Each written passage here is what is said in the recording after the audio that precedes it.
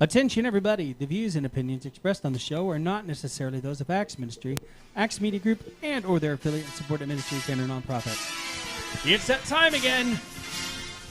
It's the Happy Hour with your host, Dr. Paul Collins, and his lovely wife, Nancy. She brings a lot of beauty to the whole organization up here today. Oh, getting deep over there. So here we go. Take it away, Dr. Paul and Nancy. Well, good morning, everybody. Welcome to another very special edition of the Happy Hour. I want to acknowledge right up front that sometimes I have trouble watching the replays of our own Happy Hour shows, Nancy, and I'll tell you why. Because I have developed a whistle in my teeth, and I was at the dentist yesterday and forgot to ask why this is happening. And when you go to the dentist, you need to have a list so that you ask everything that you can possibly think of, because that's the only way you're going to get an answer, sitting in the chair while and it's, but it's hard to talk when you're in the dentist chair because they've always got your mouth propped open and, you know, all kinds of stuff going on. Anyway, right. Excuse my whistle because my dentist didn't get it handled yesterday because his dental assistant had her hand in my mouth and I couldn't talk. There we go. All right. Anyway, as usual, want to greet special people. Now, I'm going to take a little time for this, Nancy, because folks are a little slow tuning in, sometimes finding this, but I want them to know they're being greeted, like Shirley Simpson. Let me tell you about Shirley, my first secretary ever in my whole so-called career. And that was in St. Joseph, Missouri, and she... That's Joetown. That's old Joetown, that's right. St. Joe, St. Joseph, Joetown, where old Jesse James got shot in the back by that dirty little coward, Mr. Bob Ford. And they had all kinds of cattle moving in and out and all around. Well, they had cattle, and they had the Pony Express. Pony Express took out from St. Joe, and these young riders across the country. For those that don't know, these were very young teenage boys, really, who could straddle a horse and ride like the wind for hours at a time, changing horses at stops and jump on another. And they were carrying the mail from St. Joseph to California. They didn't have any pop machines or anything along the way, did they? No, and no soda machines either, and no no drive-through coffee, no hop-through coffee places, no gallop-through coffee places. They had some real fast stops. They would. There was no get and goes. They would actually mount the horse when the horse was running. They would be running beside the horse, and so I mean they had a running head start. Think about that. So they ran from like one corral to the next corral, Well, not and even it was it was a long, long way in between. That's right. And all those poor horses. And whoever took care of the horses at that particular stable would have a horse saddled, ready to go.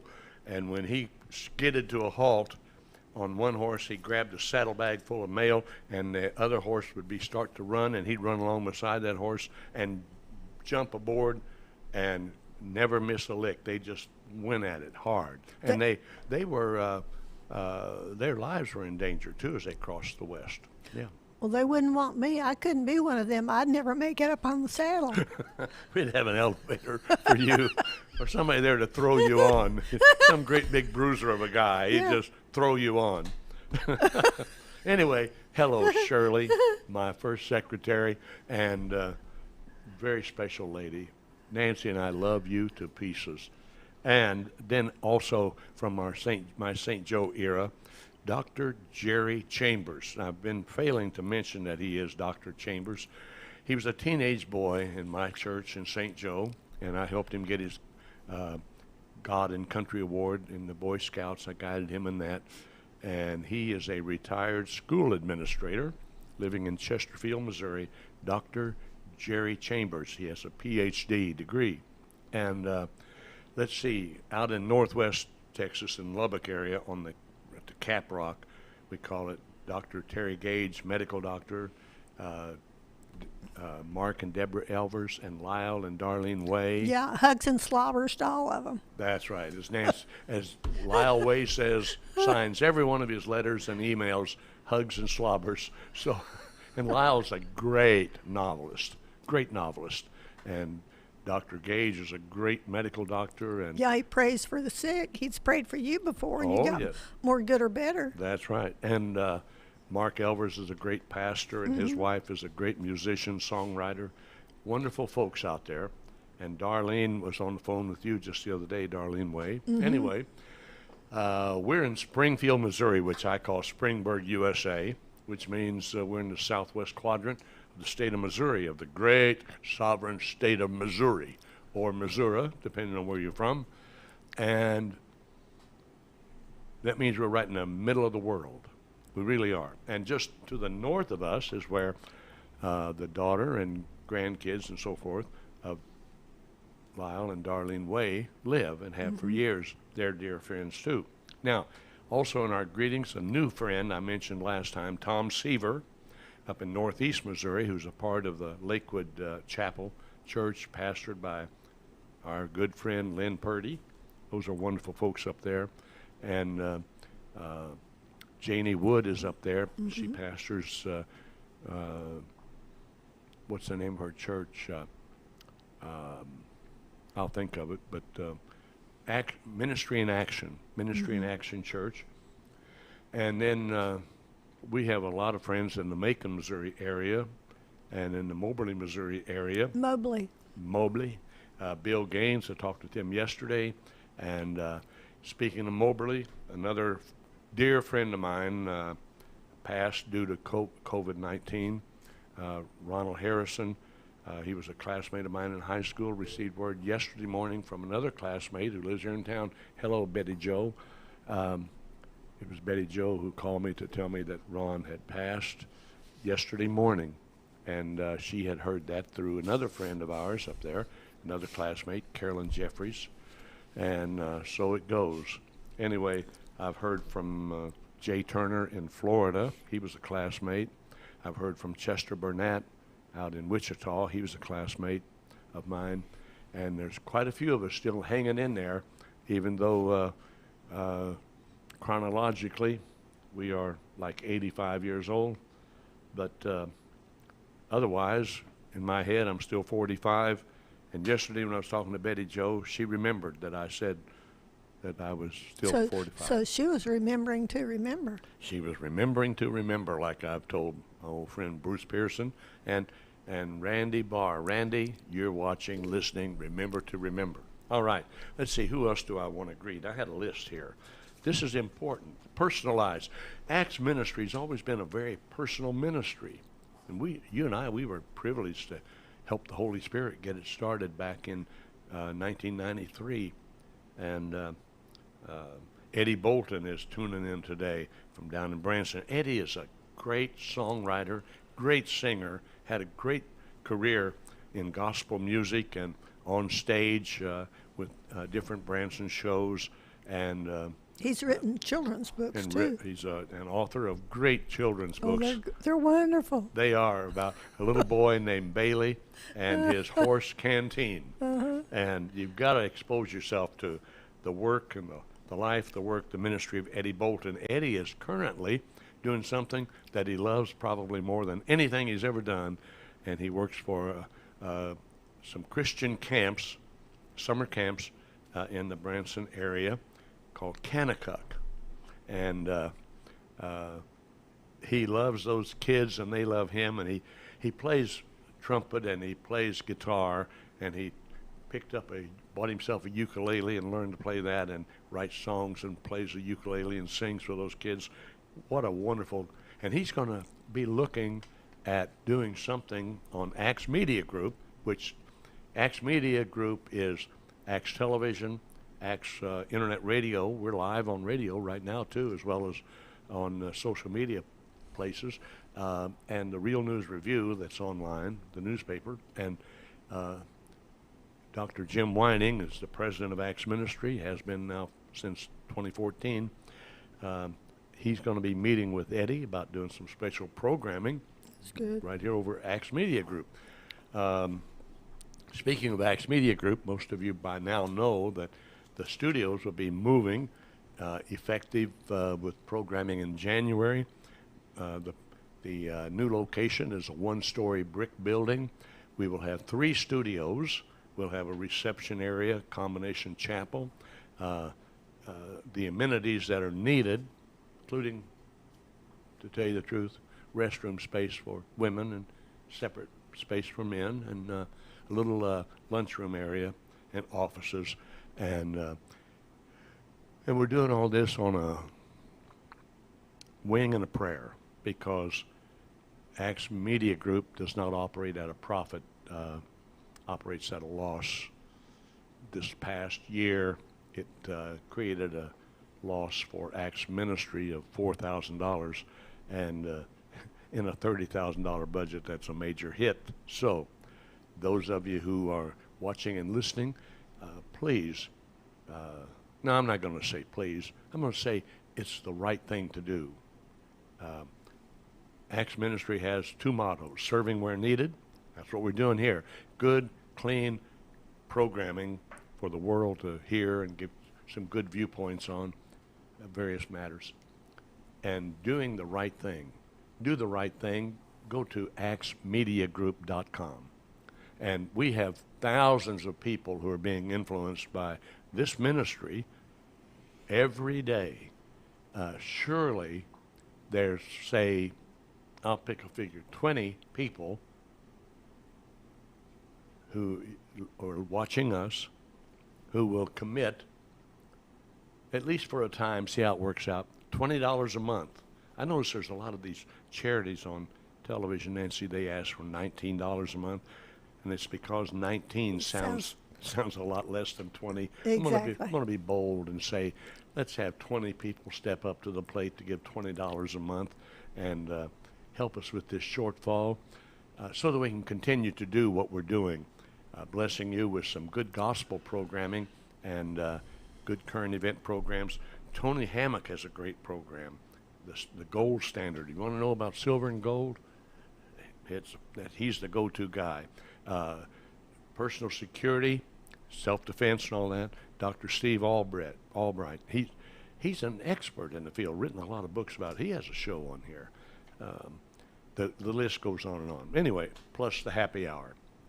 Also, hello to Tammy Renee Harris in Flora, Illinois. Tammy, you know that Nancy and I love you and your mother, Dolores. We pray for you regularly, as we do all of these folks that I'm mentioning. And Tammy is a great talent, great singer, and beautiful lady. She was former Miss Chicago, really committed, as we say, sold-out Christian. She has a website, tammyrenee.com. She has some of her CDs available on there, and you can see her, hear her, Love in Action. That's the name of her ministry. And then I want to mention our relatively new neighbor, Vanessa. She works for a major ad agency in this area, perhaps the most major, and we're privileged to have her as our neighbor and to have her 2 dogs that we get to see run in her backyard every once in a while. Yeah, they're so precious. They are. We love them. They're, Great. they're good babies. Yeah, the big one, his name is Bishop. Take that, Bishop Whining. Take that, Bishop Everson. His name is Bishop. He's a big black dog. And then he has a little companion, a little bitty rascal, little black and white dog. And its name is, I think it's a girl, Margot. Yeah. So we have Bishop and Margot that show up in the backyard. They're And so precious. when the weather's permitting, I can be on the deck. I love it when Bishop and Margot are in the yard behind us, and I get to talk to them. Mm-hmm. And I don't know if Vanessa knows I carry on conversations with her dog or not, but, I do. And the other day I communicated with her and told her we appreciate the dogs, and she said, I hope their barking doesn't bother you. I emailed her back and I said, to a pet lover, it's music to our ears. Mm-hmm. They don't bark enough to suit me. Anyway, I want to say hello to Billy Burris, too. Billy is faithful about watching us, and what a great and wonderful, truly, man of God. And there'll be more and more exposure of Billy Burris on Axe Media Group, I'm sure. He's been on. There'll be more. I have a new friend, Justin Burnett. Justin was a graduate of OTC, where I taught as a professor for 10 years.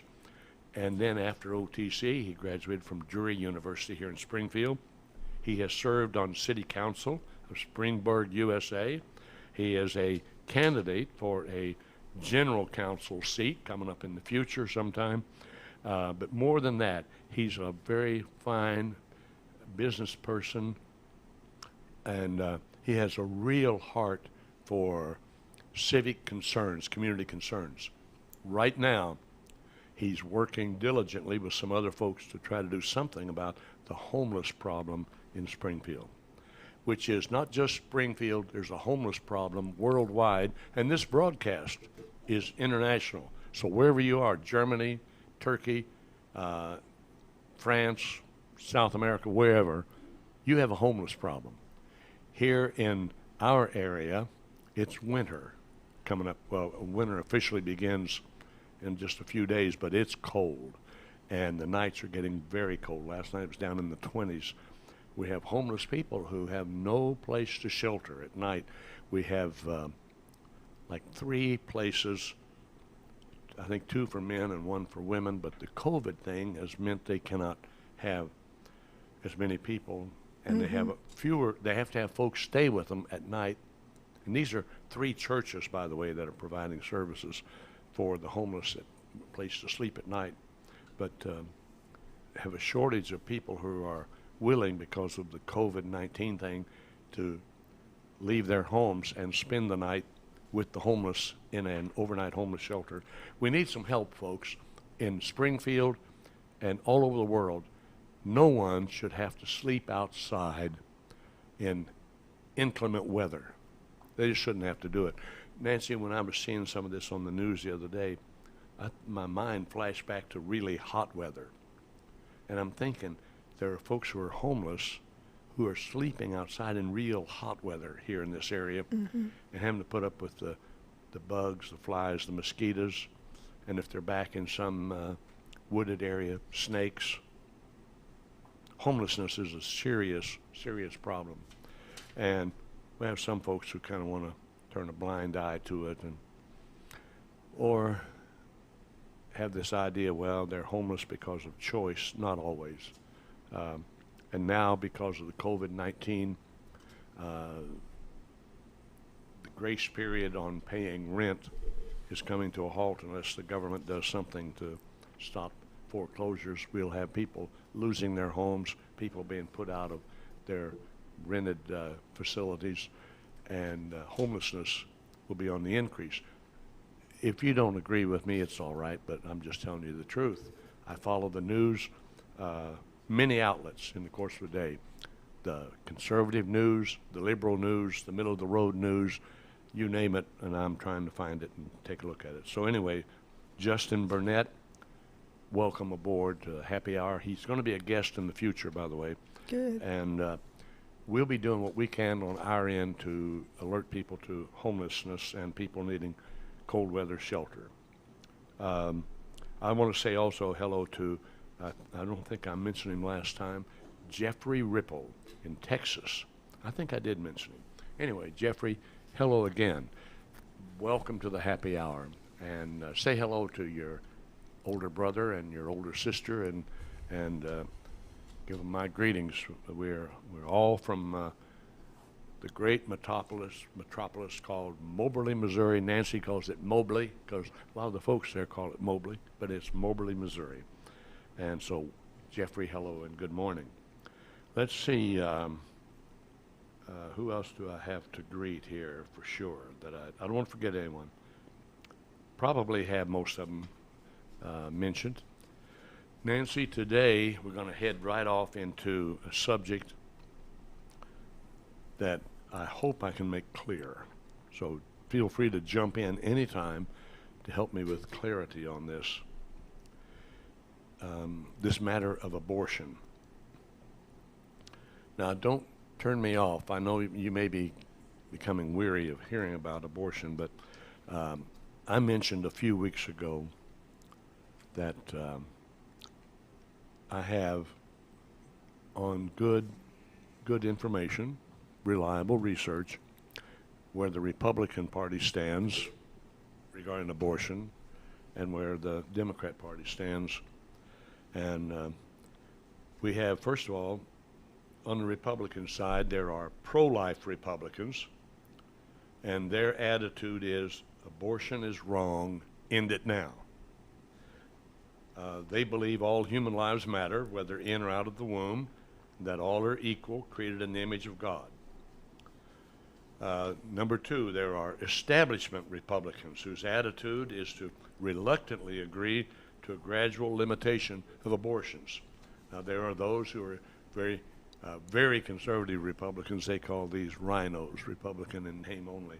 Establishment Republicans, their attitude is to reluctantly agree to a gradual limitation of abortions. There'll probably never ever be a full reduction of when you say those words. That's right. They probably know that it will never happen. That's right.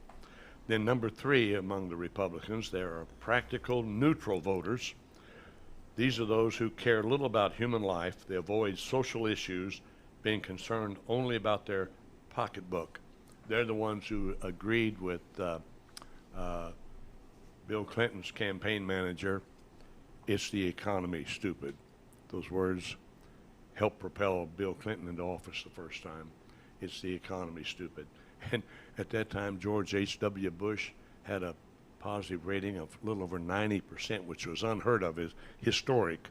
And here's this governor from the little state south of us called Arkansas, from a little town called Hope, Arkansas.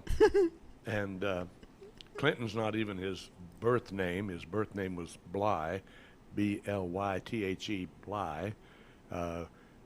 Probably his ancestors may have had a part in organizing Blyville, Arkansas, that little town.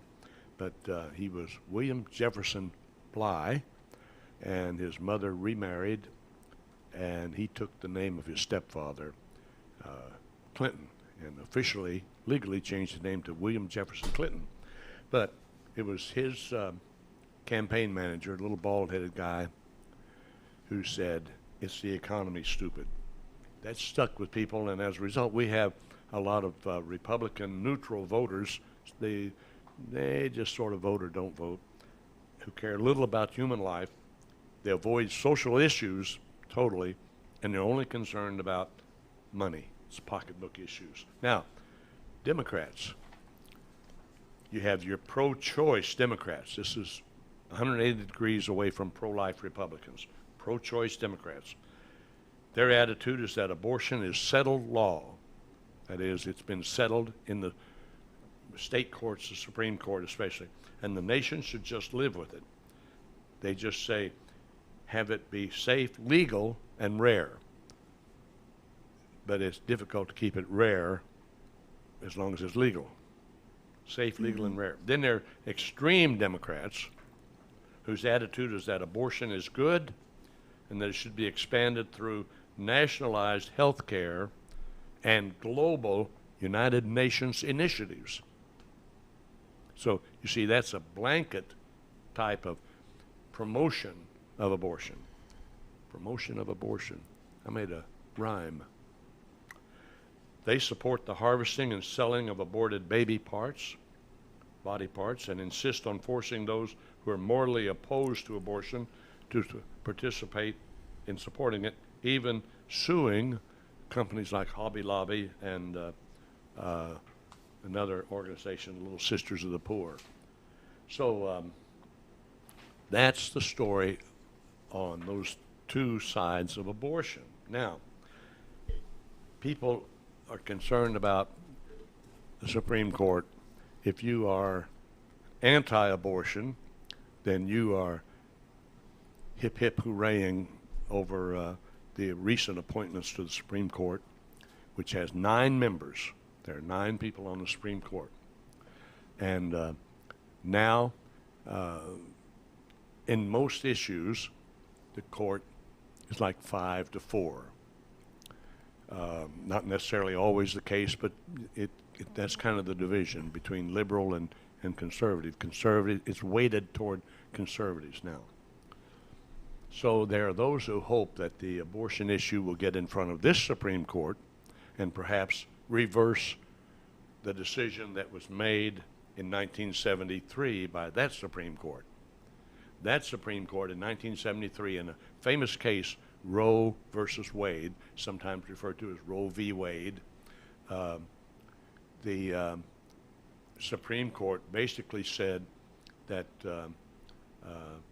states would not be able to, on their own, regulate abortion, that it would be national law that abortion would be legalized in all the states. That's giving you just the tip of the iceberg about it. But anyway, it basically legalized abortion, made it possible and available all across the land.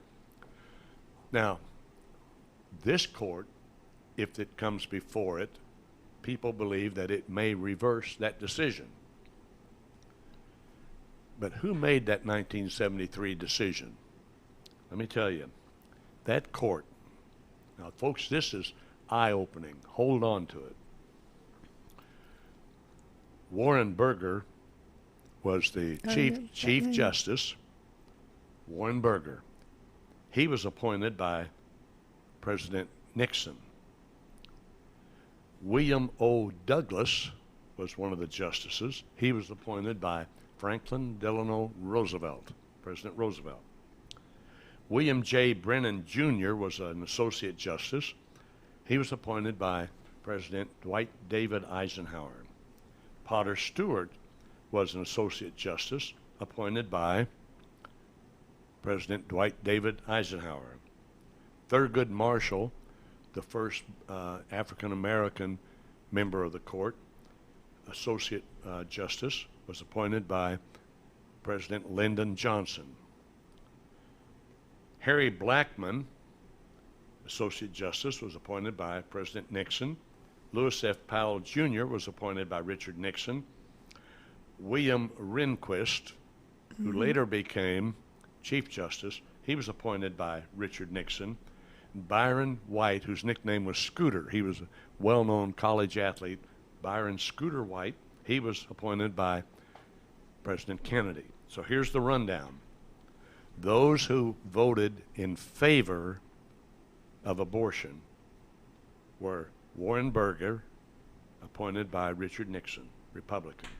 William O. Douglas, Democrat, appointed by President Roosevelt. Justice Brennan, who was appointed by Eisenhower. Potter Stewart, who was appointed by Eisenhower. Thurgood Marshall, who was appointed by Lyndon Johnson. Harry Blackmun, who was appointed by Richard Nixon. And Lewis F. Powell Jr., who was appointed by Nixon. The two justices that voted against abortion were William Rehnquist, who was appointed by Nixon, and Byron White, who was appointed by Kennedy. So here's the scorecard. Of all of those who voted in favor of abortion, 5 of the 7 were appointed by Republican presidents. 5 of the 7. That was a majority in and of itself. Mm-hmm. And the 2 that voted against abortion, one was appointed by a Republican and one by a Democrat. And I don't know that many people realize that in total, Richard Nixon appointed 4 Supreme Court justices in his term and a half. But anyway, I find it interesting now. That was basically a Republican court and Republican justices who legalized abortion. Now we have pro-life Republicans who are hopeful that this court, that is Republican, will overturn that Republican court. And I know it's not proper to say Republican court or not, but I'm going on the basis of their politics and who appointed them to office. So 7-2, and out of those 7, 5 of them were appointed by Republican presidents. So That's that shows you how the political parties switch and change. So if you are a Republican or if you are a Democrat, take a new look at where your party is today. Personally, I'm an independent. I stay that way because as a clergyman, I feel like it's important for me to maintain a neutral stance. Politically, I'm a moderate. I don't mind telling you. When it comes to sociological issues, I'm a moderate. When it comes to theology, I'm a moderate. I don't mind being a moderate. There are those that find fault with me because I'm not extreme on their side or I'm not extreme on the other side. So be it. You know, everybody is something, and I'm telling you, I'm a moderate. Now, if you are a Republican and you think that Republicans have always been opposed to abortion, then you don't know your history. If you are a Democrat and you think that the Democrats have always favored abortion, then you don't know your history. So the parties have changed. If you are my age, you've seen a lot of change because I'm now living under my 14th president. I've seen a lot of changes from Franklin Delano Roosevelt down to Donald Trump. If you're a Democrat and you have some age on you, you know what I'm talking about. The Democrat Party has changed a lot. So let's not look at this thing as Republican or Democrat. Let's try to get out of our box. Now, Nancy, if I talk too long, just jump right in. But remember, I preached a message, it's probably been 15 years ago now, in a black church here in Springburg, USA. And the message that I brought came to me while I was sitting on the platform or the chancel waiting for them to introduce me. And suddenly I had this new message, and I preached about people in a box. And I said, if you stand in a box and it's closed in, you look behind you, you see the inside of the back of the box. If you look in front of you, you see the inside of the front of the box. You look left or right, you're seeing the inside of the sides of the box. If you look up, you're seeing the inside of the top of the box. Look down, see the inside of the bottom. You still don't know what the box looks like. The only way you know what the box looks like is you have to get outside of it and walk around it. That's what we all need to do, get out of our box. You don't have to announce it to the world. Make it a personal thing, but get out of your box and take a look around. Do a little digging about history and current events. What's really happening? And then you don't have to announce your change. If you do change, which you probably will, you don't have to announce it publicly. But I guarantee you, you'll be richer up here. And for those on radio, I'm pointing at my brain up here, and I'm pointing at my heart and here. Be a wonderful change.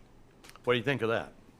I think that's neat because if you always stay in your box and you don't realize it, you may wonder, why am I always getting the same results, like no matter what I do?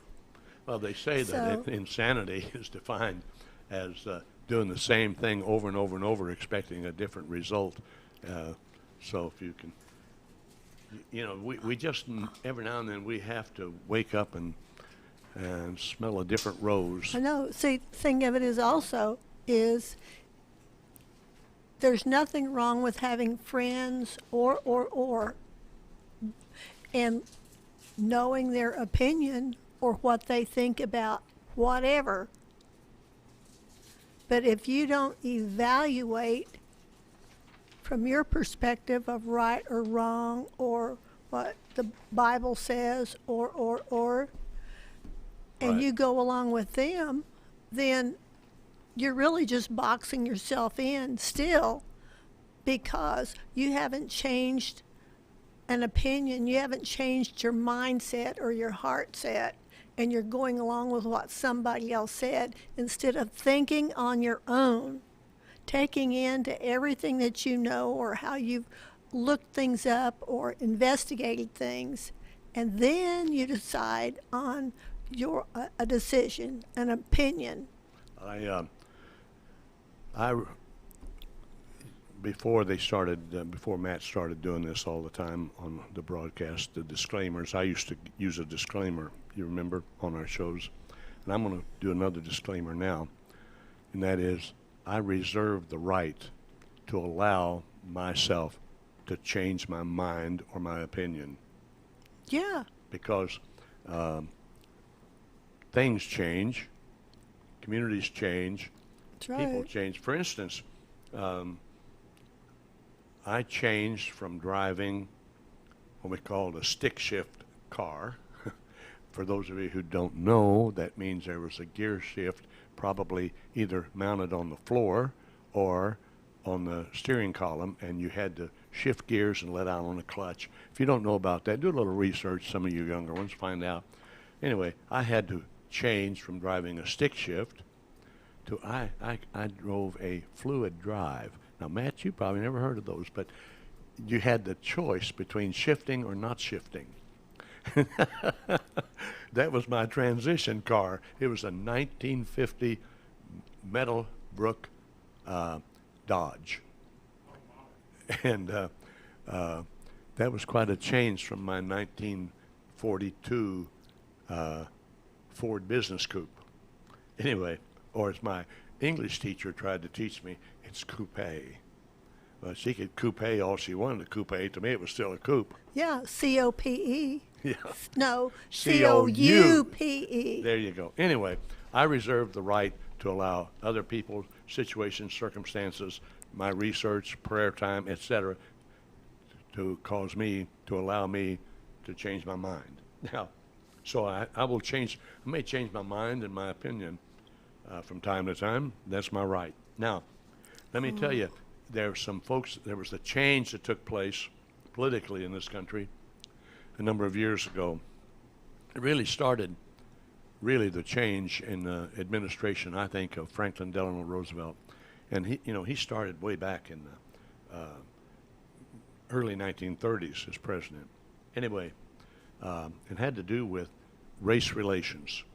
Now, Nancy, you and I, we have many friends of a different race, and I don't think they consider us a different race. We don't consider them different race. They're people.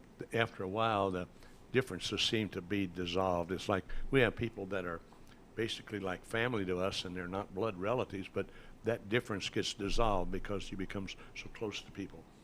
But many of our folks nowadays think that the Republicans are racist or not friendly to other races, and actually it was the Republican Party. It was given birth over the issue of slavery, and slavery created the Republican Party as a rebuttal to slavery, and Abraham Lincoln was elected. He was the first Republican president, and he was elected because of an anti-slavery platform. And the Confederate States that became the Confederate States of America, as they became a separate country until they were defeated in the Civil War, they were Democrat states. The Democrats favored slavery, and the Republicans hated slavery. And but now, because of changes in education and orientation, whatever, we have a large portion, a large majority of African Americans who vote Democrat, to be quite blunt about it, and yet there are a number of African American Republican office holders. Mm-hmm. So all of this, I'm not taking a stand one way or the other, except to tell you the truth. The Republican Party originated as an anti-slavery, anti-racist party, and somehow along the way it got relabeled. And the Democrats were originally the slavery party. The party wanted to keep slavery, and somewhere along the way they got rebranded. So it's all about branding.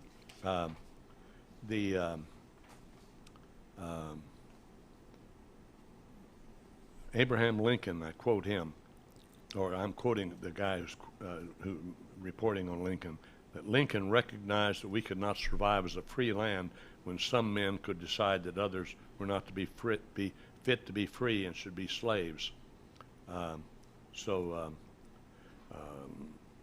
that's my story on the change that political parties undergo. Now, I think, Nancy, an interesting challenge would be for some folks to go online or go to the library, if you're old-fashioned, go online and research all the political parties that exist in the United States. You'd be surprised. There's more than two, and there's more than three, the Libertarians. There's more than four, the Constitutional Party. There's a whole bunch of them, a lot of political parties in the United States. But because they have not developed finances to promote and to recruit and to educate, in their own way and convince people, they remain as very minor parties. But you see, if along the way some of the really big moneyed people started investing in a little known party, it could become well known. Some of us remember when Ross Perot, a Texas billionaire, put together the Reform Party, or at least he was a major player in it, was a presidential candidate, and probably because of the strength of his candidacy as a third party, actually a fourth party, actually more than that, further down the line anyway, he took enough votes away from George H.W. Bush that it handed the election to William Jefferson Clinton. So money, a lot of it comes down to money, money, money, money. Now, because I just brought up money, let me give you a little word here. We are now concerned about another stimulus package, another thing to help people during these hard times. They're making it a political football. As of this morning, there are some who are claiming the only reason it will pass is because there's two contested Senate seats in Georgia coming up for a runoff election next month. And so therefore, the Republicans will let this bill go through to give relief to taxpayers who have been out of work, and relief to businesses, et cetera, because of the COVID-19. So already it's becoming what we call a political football. They're using this situation by saying some people are using it for politics and others are saying no, but they're all doing it. Both sides using it for politics, the way it seems to me. I have offered to provide information to folks who were having some difficulty with the management of their money, and I have yet to have anybody take me up on the offer. I think it's because most people prefer not to expose their lack of money management skills. I personally admire someone who really is good at managing money. Now, I'm not talking about somebody being tight or, that sort of thing.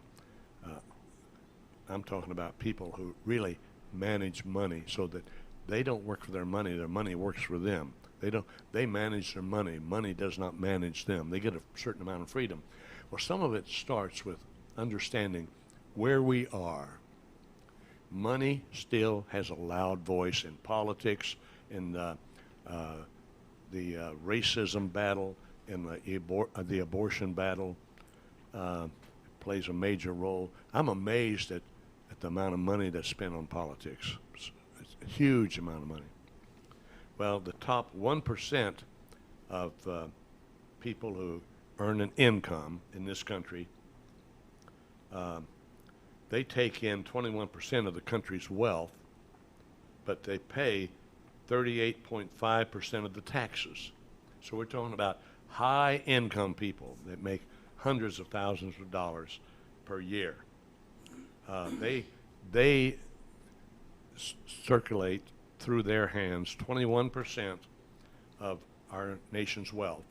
But out of that 21%, they're paying 38.5% of all the taxes.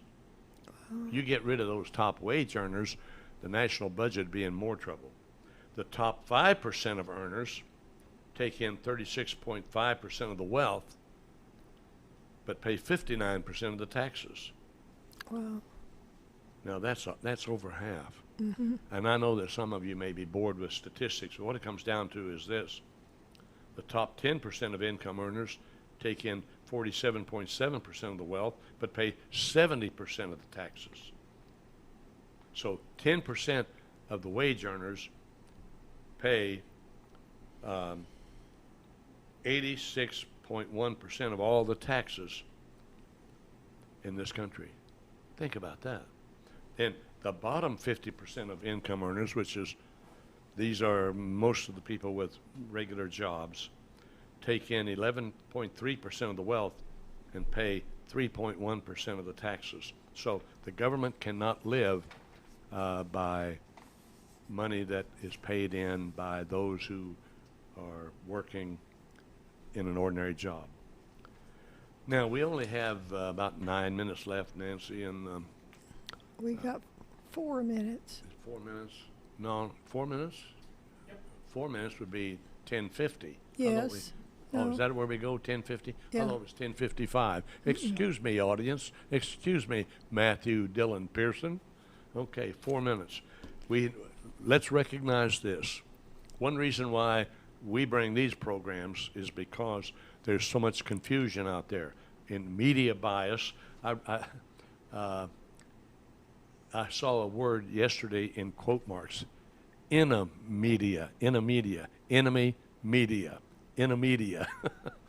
The media bias, depending on which network you watch and so forth, you know what you're going to hear. 72% of Americans believe that traditional major news sources report news they know to be fake, false, or purposely misleading. Well, then about corruption. Our nation's been affected by major corruption scandals. Most recently, the misuse of law enforcement to launch a counterintelligence investigation and to obtain what's called a FISA warrant to spy on Donald Trump's campaign of 4 years ago. We're also engaged heavily in socialism versus freedom. For decades, communist nations have systematically sought to subvert America, and now 51% of Americans between the ages of 18 and 29 have a positive impression of socialism, in spite of the fact that we have nations that you can look at that are destitute because of socialism. I know, but a lot of that goes back to education too, Well, and yeah. all of that. They're being educated that way. Yeah, or the lack of, which started about 70 years ago. Okay. Then we have traditional values being destroyed. Freedom of religion and family values used to be seen as cornerstones of our nation. Socialist ideology is threatening these traditional values. In fact, just this morning I saw on the news more about the California pastor who decided to have services even though he was told by the governor of California he couldn't hold public services.